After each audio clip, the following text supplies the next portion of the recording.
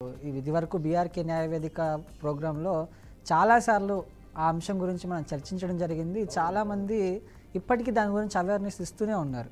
But still అలాంటి cases అనేవి ఇంకా ఉన్నాయి అనడానికి ఇది ఒక ప్రత్యేక నిదర్శనం అని చెప్పుకోవచ్చు. ఇక్కడ మీకు ఏదైతే విజువల్స్ కనిపిస్తున్నాయో అక్కడ ఆయన భర్త ఒక వైఫ్తో పెళ్ళైన తర్వాత ఆయన మీద 498A కేసు పెట్టింది. కేసు పెట్టిన తర్వాత డైరెక్ట్గా ఆయన ఒక కెఫే ఓపెన్ చేయడం జరిగింది, టీ కెఫే. దాని పేరు కూడా 498A టీ కెఫే అని పెట్టారు. అండ్ అక్కడ ఏదో కొటేషన్ కూడా కనిపించింది కానీ నాకైతే నేను అంత చూడలేదు. బట్ ఆ కొటేషన్ కూడా ఏదో ఉంది, న్యాయం జరిగేంత వరకు టీ మరుగుతూనే ఉంటుంది అని చెప్పి.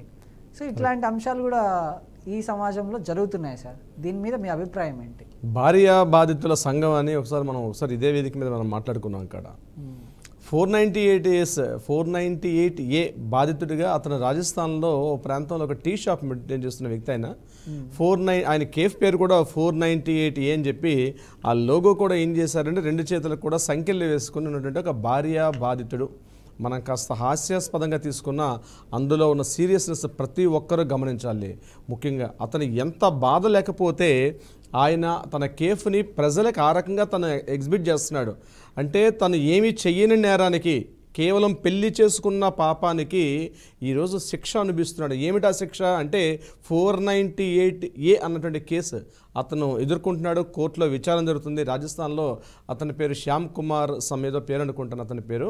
అతను కేఫ్ పేరు జబ్ తక్ న్యాయ మిలేగా తబ్ తక్ అదే అన్నట్టుగా ఛాయ్ మరుగుతూ ఉంటుంది అన్నట్టుగా ఆయన చెప్పిన కొటేషన్ కూడా ఉంది. ఇది ప్రతి ఒక్కరికి కూడా ఆలోచింపచేసే విధంగా ఉన్నటువంటి ఒక వీడియో. యాక్చువల్గా బ్రహ్మం గారు, it's a very excellent. But కొంత బాధపడాలి, కొంత ఆలోచింపదగ్గగా ఉంది. ఆయన చేతులకు కూడా చూడండి బేడీలు వేసుకొని. నేను ఈరోజు టీ షర్ట్ మీద కూడా మొత్తం ఆ కెఫేకి సంబంధించిన అవునండి అంటే గడ్డం పెట్టుకోవడం కానీ పేరు కూడా ఏదో 498A బాబా సంథింగ్ ఏదో పెట్టుకున్నట్టు. ఆయన పేరు 498A బాబా ఆయన పేరట. ఆ షాప్ పేరు అదే కేఫ్. ఆయన పేరు బాబా అని చెప్పి 498A బాబా అని మన చట్టాల్లో ఉన్నటువంటి ఆ సెక్షన్ పేరుతో సహా ఆయన ఓపెన్ చేశాడు. బట్ కొంతవరకు ఇది నాకు తెలిసి అంత కరెక్ట్ కాదు. దీని మీద కొంత లీగల్ యాక్షన్స్ కూడా ఉంటాయి. ఇలా చేయడం కరెక్ట్ కాదన్నట్టుగా ఉంటుంది. బట్ అది తర్వాత లేటర్ దీని మీద ఎవరైనా ప్రజా సంఘాల వాళ్ళు అభ్యంతరం వెలిపించే అవకాశం కూడా ఉంటుంది. ఎందుకంటే సెక్షన్స్ని అలా దుర్వినియోగం చేసి మాట్లాడకూడదు అనేటువంటి ఒక రూల్ కూడా ఉంది. సో అది ఎంతవరకు కరెక్ట్ అన్నది అక్కడ ఉన్నటువంటి ప్రజా సంఘాలు కానీ లేకపోతే న్యాయ కోవిదులు న్యాయం చేస్తున్నటువంటి కొంతమంది అడ్వకేట్స్ దీని మీద డిస్కషన్ చేయాలి. బట్ ఏదేమైనప్పటికీ కూడా ఈ పెళ్లి చేసుకున్న తర్వాత భార్య పెట్టే బాధలు భరించలేక ఎన్ని రకాలుగా ఇబ్బంది పడుతున్నారో ఈ వీడియో మనకు చాలా స్పష్టంగా తెలియపరుస్తుంది. ముఖ్యంగా అతను ఎవరైతే చేస్తున్నారో అతను మాత్రం కొద్దిగా అభినందించాలి. చూడండి చేతులకి చైన్స్ వేసుకుంటూ అతను ఉన్నటువంటి విధానం కూడా కరెక్ట్ కాదు. కొంత హాస్యాస్పదంగా ఉన్నప్పుడు కూడా ఆలోచింపదగ్గరగా ఉన్నటువంటి ఒక వీడియో ఇది యాక్చువల్గా బ్రహ్మం గారు. So coming to topic sir, ఇప్పుడు మన టాపిక్లోకి వచ్చిన తర్వాత ఇప్పుడు భూమి సమస్యలు అనేవి చాలా పెరిగిపోతున్నాయి ఈ మధ్యకాలంలో. అంటే ఎలాంటి చోట్ల అంటే ఎలాంటి ప్రదేశాల్లో ఈ భూమి సమస్యలు ఎక్కువ పెరుగుతున్నాయి, అసలు ఎందుకు పెరుగుతున్నాయి సార్? అంటే గడిచిన 2 దశాబ్దాలుగా ఏం జరిగిందంటే బ్రహ్మం గారు, రియల్ ఎస్టేట్ అంటే బాగా పెరిగిపోయిందండి. అంటే రియల్ ఎస్టేట్ యొక్క వాల్యూస్, భూమి ధర చాలా అనూహ్యంగా పెరిగిపోయింది. అంటే కొన్ని చోట్ల 100 అంటే ల్యాండ్ 100 రూపాయలు అంటే 100 × 100 = 10,000 రూపీస్. అంటే మల్టిపుల్ అయిపోయినాయి ల్యాండ్ కాస్ట్లు. ఎక్కడైతే మల్టిపుల్ అయిపోయి ముఖ్యంగా హైదరాబాద్, మన విశాఖపట్నం, తిరుపతి, కర్నూలు, నల్గొండ అంటే ఈ ప్రాంతాల్లో మెయిన్ ఏదైతే మేజర్ సిటీస్ విజయవాడ, గుంటూరు ఇట్లాంటి మేజర్ సిటీస్లో ఎప్పుడైతే రేట్లు పెరిగిపోయాయో అప్పుడు మానవ సంబంధాలన్నీ కూడా పూర్తిగా మృగ్యమైపోయాయండి.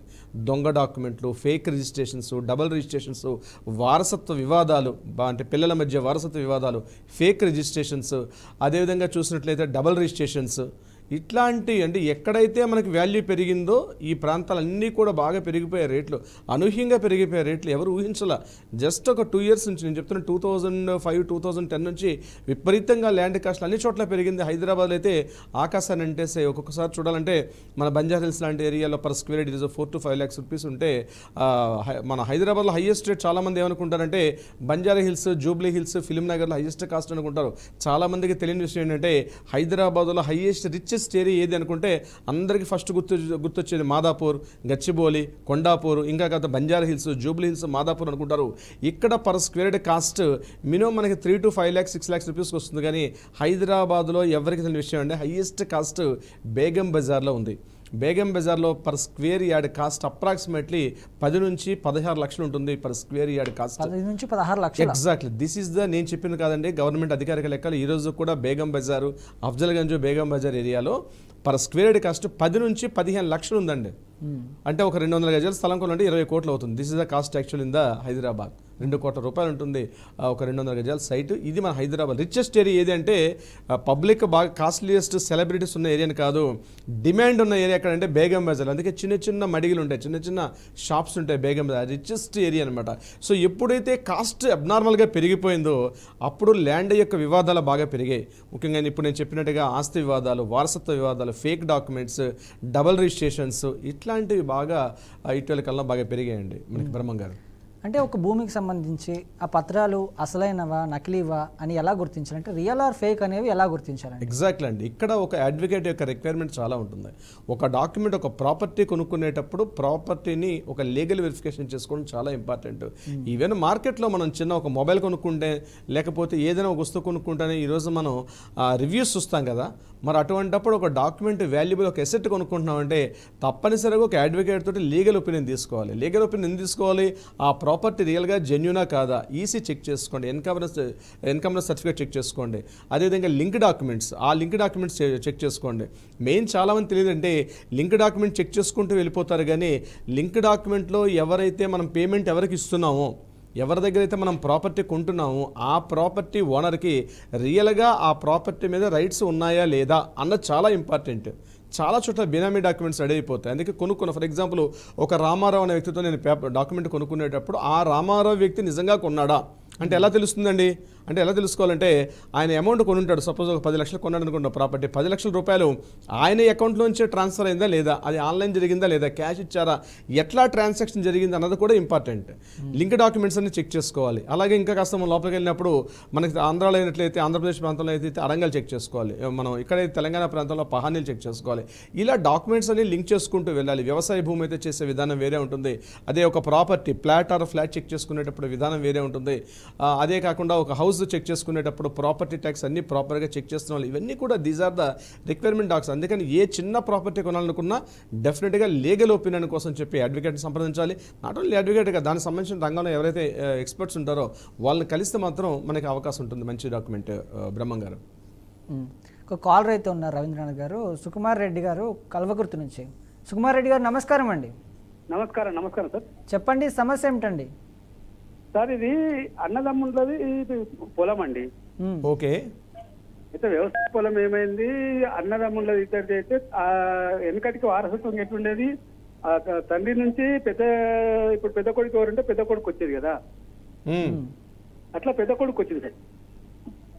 కొద్దిగా గట్టిగా మాట్లాడండి. తండ్రి నుంచి పెద్ద కొడుకు వచ్చింది సార్. ఓకే. ఆ పెద్ద కొడుకు వచ్చిన పొలం ఏమైందంటే కాలక్రమంగా వాళ్ళకు ఒక ఆడపిల్ల ఉన్నది, ఆడపిల్లను వేరే ఊరికి ఇచ్చిండ్రు. ఓకే.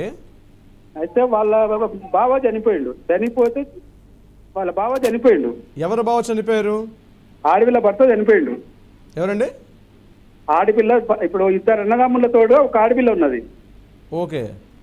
ఆడపిల్ల భర్త చనిపోయిండు. భర్త చనిపోతే వాళ్ళ ఆడపిల్ల దగ్గర ఉన్న వ్యవసాయం కానీ ఇతరిత పనులు చేయని కానీ తమ్ముడు పోయిండు ఆడికి. అన్నదమ్ముల్లో ఒక తమ్ముడు పోయిండు ఆడికి. తమ్ముడు పోయి ఆడ వ్యవసాయం చేసుకుంటూ వాళ్ళను పెద్దగా అయిన దగ్గర వాళ్ళ దగ్గర ఉన్నాడు తమ్ముడు. ఓకే. ఉండి తదనంతరం అక్కడనే వాళ్ళ దగ్గరనే ఉండి అక్కడే ఒక అమ్మాయి పెట్టి అక్కడ ఉన్నప్పుడు పెళ్లి సంబంధం చూసి పెళ్లి చేసిండు. ఓకే. అనంతరం ఏం జరిగిందంటే వాళ్ళు ఇక్కడ వాళ్ళు పెద్దగైనాక వాళ్ళ అల్లుండ్లు కోడళ్ళు వాళ్ళంతా పెద్దగైనాక వాళ్ళు వాళ్ళ ఆస్తి వ్యవహారాలు వాళ్ళకు ఉంటాయి కదా. అవునండి. వాళ్ళకు ఉన్నప్పుడు వాళ్ళు ఏం చేశారంటే మేము పెద్దగైనా మీతో అవసరం లేదని చెప్పి వాళ్ళు పంపించేశారు. ఓకే. పంపించిన తర్వాత ఇప్పుడు ఏం జరుగుతుందంటే ఇక్కడ ఈ యథావిధిగా అన్నదమ్ములకు సమానంగా బాగా ఉండాలి కదా. అవునండి. ఈడ అన్నదమ్ములకు సమాన బాగా ఉండకుండా ఈడేం చేస్తున్నారంటే ఈ అన్నదమ్ములలో ఈ అన్న కొడుకులు ఏమంటారు, మా తండ్రి పేరున్న ఆస్తి మాకే హక్కు, మీరు ఇప్పుడు మరి మేము ఎక్కడ అక్కడ ఉన్నది ఎవరి దగ్గర అంటే మన సొంతం ఆడవిల్లో భర్త చనిపోతే అక్కడనే కదా ఉండి వచ్చింది కాబట్టి మరి మీకు ఆడ లేకుండా ఈడ లేకుండా ఆడ భాగం లేదు ఈడ భాగం లేకుండా మేము ఎట్లా అని వీళ్ళంటే ఊరు పెద్దలు వాళ్ళు వీళ్ళు చెప్పగా కొంత భాగం ఇచ్చింది. ఇప్పుడు మీకు ఏం కావాలండి యాక్చువల్గా సునీల్ రెడ్డి గారు, మీకు ఏం కావాలి ఇప్పుడు? నాకు ఇప్పుడు ఏం లేదండి, వీళ్ళు ఏం చేసినట్టే ఇచ్చిన భాగం కూడా మా తండ్రి పేరున్న భాగం మాకే హక్కులు అని చెప్పి ఉన్న పట్టాలు అంటే తెలంగాణ పాస్బుక్లు అన్ని వచ్చినాక కూడా యథావిధిగా చెరసగం రాజకీయాన్ని ఉపయోగించి వాళ్ళు ఏం చేశారంటే కంప్లీట్ గా మొత్తం ఉన్నది మొత్తం వాళ్ళ పేరు మీదకి మార్చేసుకున్నారు. అదే అండి.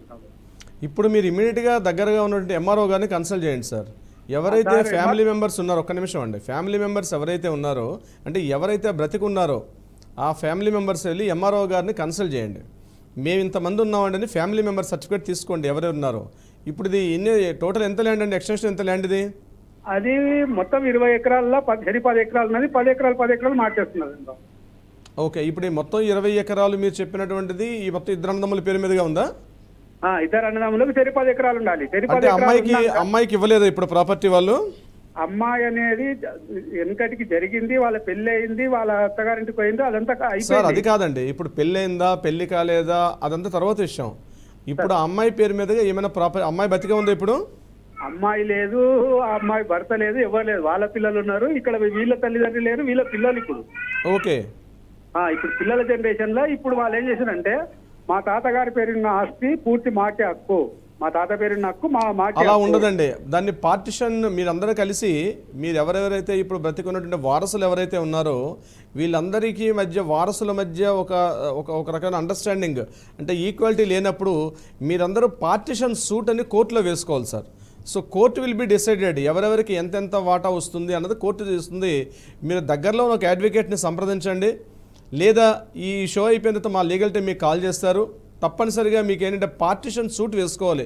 అది కోర్టులో మీరు ఏ ప్రాంతంలో ఉన్నారో ఆ ప్రాంతం ఏ పరిధిలోకి వస్తుందో కోర్టు పరిధిలోకి వస్తుందో అక్కడ పార్టిషన్ సూట్ వేసుకోవాలి సార్. పార్టిషన్ సూట్ వేసుకుంటేనే దీనికి సరైనటువంటి రిజల్ట్ అనమాట. అప్పుడు కోర్టు డిసైడ్ చేస్తుంది మీకు ఎంతెంత వాటాలు వస్తుంది, వారసులు ఎంతమంది ఉన్నారు, ఎంతెంతమందికి ఎంతెంత ప్రాపర్టీ రావాలని చెప్పి కోర్టు ఫైనలైజ్ చేస్తుంది. మీ మధ్య ఒక ఉమ్మడి అంగీకారం లేనప్పుడు కోర్టే ఫైనలైజ్ చేస్తుందండి. ఓకే,